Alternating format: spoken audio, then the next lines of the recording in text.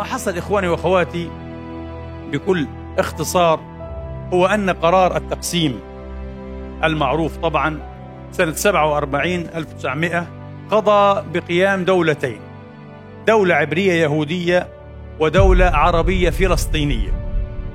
ولكن قرار التقسيم، وهذا مهم جدا أن نؤكد عليه، جعل القدس، وما كان في قدس شرقية وقدس غربية، القدس قدس، جعل القدس كلها برمتها ذات وضع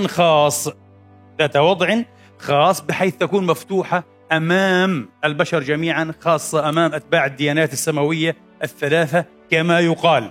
فالقدس وفق قرار التقسيم لم تكن من نصيب الدولة العبرية أو الدولة اليهودية، هذا مهم جدا. لكن ما حصل أنه عند نكبتنا في 48 حيث احتل الصهاينة زهاء 78% من أرض فلسطين التاريخية، احتلوا معها الجزء الغربي من القدس. انتبهوا تماما، لأننا مضللون للأسف الشديد، وإعلامنا ما شاء الله يعني مقصر حتى النهاية، مقصر حتى الثمالة. الناس تسمع بالقدس الشرقية والقدس الغربية، وكأن القدس الغربية أتوا بها من المهجر يعني وبنوها هناك.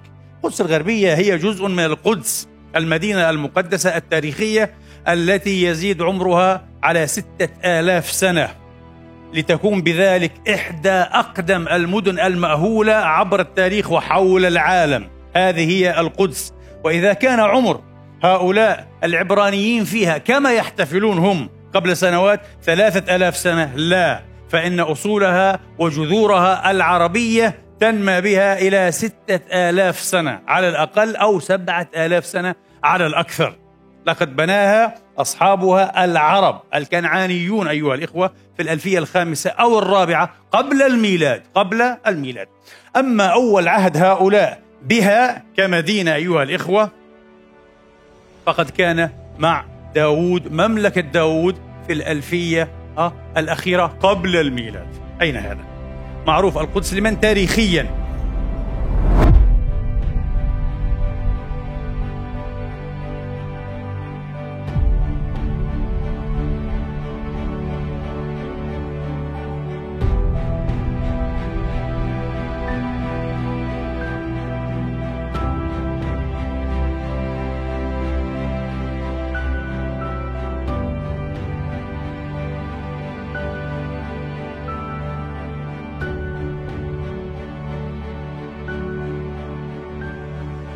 الأمر واضح جدا. على كل حال فاحتلوا الجزء الغربي منها أيها الإخوة في 48. في 49 أعلنوا هذا الجزء ما يسمى الآن بالقدس الغربية عاصمة لهم. عارض المجتمع الدولي بما في ذلك، وهذا مهم جدا. يا ليت ترامب يعلم هذا، لا ندري هل يعلم أو لا يعلم. الرجل مشغول بصفقاته التجارية طبعا وتجميع الأموال وانتهاب الأموال من الشرق والغرب. بما في ذلك الولايات المتحدة الأمريكية قالت لا يجوز لإسرائيل أن تعلن غربي القدس عاصمة لها. لماذا لا يجوز؟ الجماعة أقوياء والعرب ضعفاء. قالوا لأن هذا يعتبر انتهاكا للقانون الدولي. القانون الدولي يحظر ويحرم ويجرم، ليس أخذ الأقاليم بالقوة، بل التهديد باستعمال القوة لضم أقاليم. ممنوع، هذه جريمة أن تهدد أنني يمكن أن أفعل هذا، ممنوع. فكيف تفعل ذلك ثم تعلنه عاصمة؟ طبعا مبنى الكنيست أو البرلمان الإسرائيلي في القدس الغربية، متحف إسرائيل الشهير في القدس الغربية. المهم أيها الإخوة، ثم كانت النكسة بعد ذلك في حزيران يونيو 67، حيث ضموا أو احتلوا الجانب الشرقي الذي كان إلى ذاك الوقت تحت الوصاية وتحت الإدارة الأردنية. من هنا موقف الأردن الذي نحييه طبعا، المتشدد جدا جدا والمحق العادل من هذه الخطوة الترامبية الأخيرة. فاحتلوا. طبعا المجتمع الدولي كله مرة أخرى قال هذا لا يجوز، هذا احتلال، والقدس الشرقية هذه المرة أرض محتلة.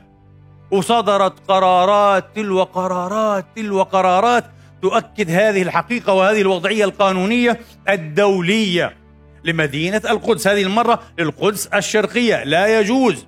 صدر قرار 242 242 الذي يدعو إسرائيل إلى إلغاء كل إجراءاتها وإبطال الحكم بالإبطال، الكر بالبطلان على كل إجراءاتها سواء تشريعية أو إدارية التي عملت على تغيير وضع المدينة أو تطمح إلى تغيير وضع المدينة. طبعا إخواني، من تلك الساعة، ذلك اليوم الأغبر الأقتم الأسود، إلى اليوم إسرائيل تغولت. دولة الاحتلال هذه دولة احتلال، تسرق أقاليم الآخرين، أراضي الآخرين، ثم تدعي بكل وقاحة، وهذا شيء يتفوق على الوقاحة، يتجاوز الوقاحة، أنها تريد السلام. أي سلام؟ أي سلام؟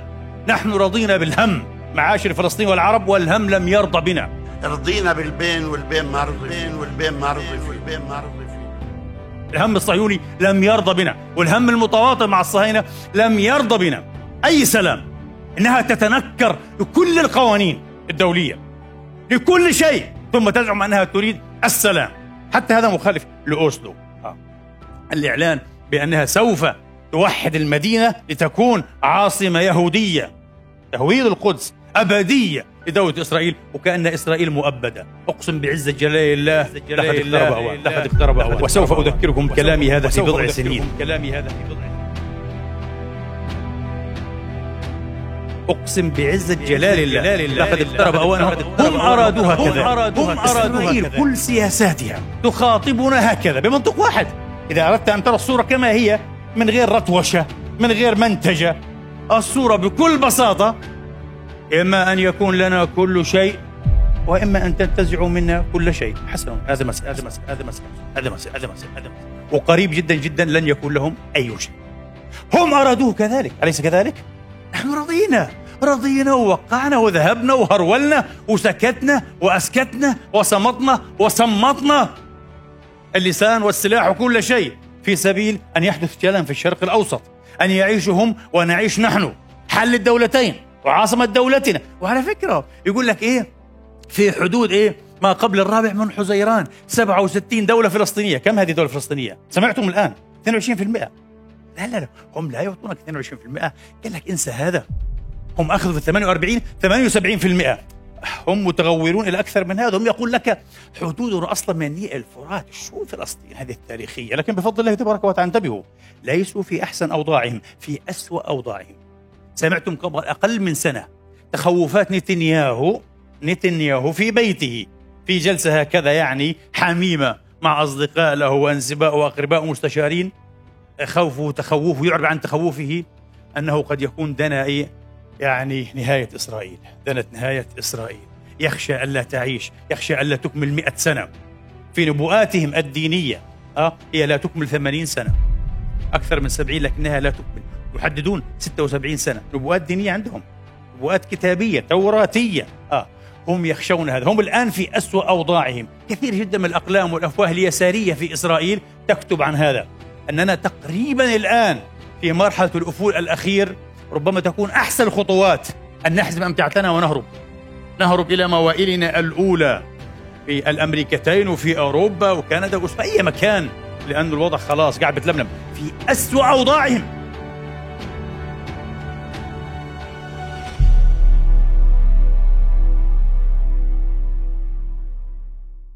أنا أقول لكم يا لحسرة ويا لخزي ويا لوقاحة الآن الذين يهرولون أيها الإخوة ويفتحون أفواههم كبيرة واسعة، يسترضون الغاصبين، يسترضون المحتلين.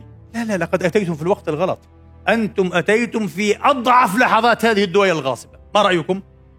لكن هؤلاء لا يحسنون لا قراءة التاريخ ولا قراءة الواقع ولا الثقة بالله ولا الثقة بالأمة التي كفروا بها وكفروها بقضاياها. كفروا بهذه الأمة، لكن هذه الأمة حية، هذه الأمة حية. إياكم أن تكفروا بأنفسكم، إياكم أن تكفروا بأمتكم. الآن أيها الإخوة من هذه الأفواه الوقحة، أقلام وقحة وأفواه وقحة وفضائيات وقحة تشكك، مش تشكك، حتى تلغي نضال الشعب الفلسطيني. قال لك أين ناضل هذا الشعب؟ كل هذا النضال أيها الإخوة الباذخ، هذا النضال الماجد، هذا النضال ماذا أقول الذي خشعت له العقول المنصفة العادلة حول العالم عبر أكثر من نصف قرن، لا يراه بعض العربان، لا يرون. قال لك وين النضال؟ هؤلاء باعوا قضيتهم، هؤلاء لم يناضلوا أصلا. لم نناضل؟ لم نناضل طبعا. ربما من رأيك أنت، وبعضهم وهو أوقح بمراحل أيها الإخوة أنكر أن تكون ثمة فلسطين. قال لك أين فلسطين؟ جولدا مائير بعثت من قبرها. هذه جولدا مائير في السبعينيات قالت عن أي فلسطينيين تتحدثون؟ أروني الفلسطيني. فلسطين غير موجود. هؤلاء لا يرون لا فلسطين تاريخية ولا واقعية ولا فلسطينيين، لأنهم لا يرون نضالا من شعب غصب وسرقت أرضه. هذه الأمة عندها، أنا أقول لكم ولا أجامل نفسي كمسلم وعربي، هذه الأمة لديها استعداد لا نهائي للعطاء وللتضحية. مخزونها من الشرف والوفاء والقومية والوطنية والثقة بالله والإيمان بالله لا نهائي بفضل الله تبارك وتعالى، لا نهائي. لكن تحتاج ماذا؟ تحتاج القائد المخلص الذي يقول لها الطريق من هنا، الطريق من هنا، الطريق من هنا، الطريق من هنا. فقط بعد أن يقول لها الطريق من هنا عليه أن يصمت. ليس عليه أن يقول لها ماذا عليك أن تفعلي، ليس عليه أن يلقي عليها أشعار وآيات التشجيع والتحفيز، هي تفعل هذا من تلقائها فقط إذا وضح لها الطريق. لذلك كل من يحدثكم عن العبثية وعن مظاهر الله معقول في هذه الأمة، في وعي هذه الأمة، في مسالك هذه الأمة، قولوا له هذا ذنب الذين جعلوا أنفسهم زعماء وقادة ولم يكونوا صادقين في أن يشوفوا، أن يروا، أن يدلوا هذه الأمة على الطرق الصحيحة التي ينبغي أن تسلكها.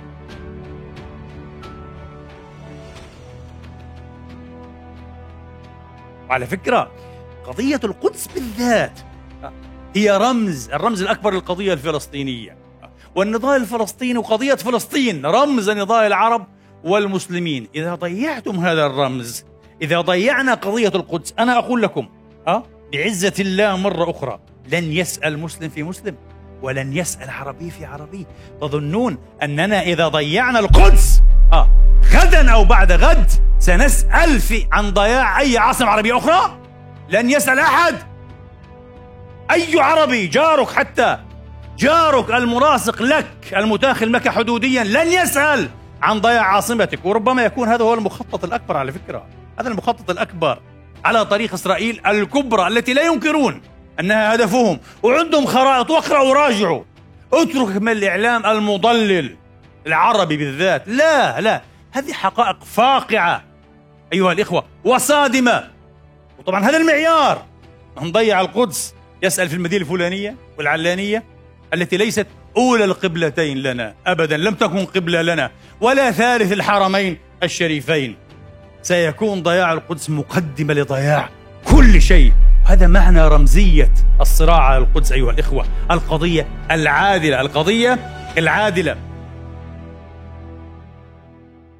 وكانوا يقولون، يمنون أنفسهم من جيل جولدا مائير وموشي ديان وبن غوريون، كانوا يقولون الكبار يموتون والصغار ينسون. الكبار لم يموتوا، نضالهم وجهادهم، شموسهم وإباؤهم، وطنيتهم وشرفهم، دماؤهم ودموعهم وعرقهم يعيش فينا، ينبض فينا بإذن الله وبحول الله وبفضل الله. والصغار أنتم رأيتم، والله صغارك يا فلسطين في هذه الأجيال الأخيرة أشجع وأقوى وأمجد من كبار فلسطين قبل عقود بفضل الله تبارك وتعالى. الصهاينة يرون هذا، إن كنتم لا ترونه فأنتم عمي وحاشاكم، لأن الكل يرى هذا. هذا الفلسطيني الصغير الذي لا يخاف لا من أباتشي ولا من دبابة ولا من معتقل، لا يخاف من شيء، لأنه مؤمن بالله أولا، ثم مؤمن بقضيته حتى النهاية وإلى ما لا نهاية، حتى تتحرر هذه الأرض ويرفع شبل كما قال الشهيد أبو عمار من أشبالنا أو زهرة من زهراتنا علم فلسطين عاين خفاقا فوق ربى القدس الشريف بإذن الله تبارك وتعالى. قل عسى أن يكون قريبا أيها الأخوة.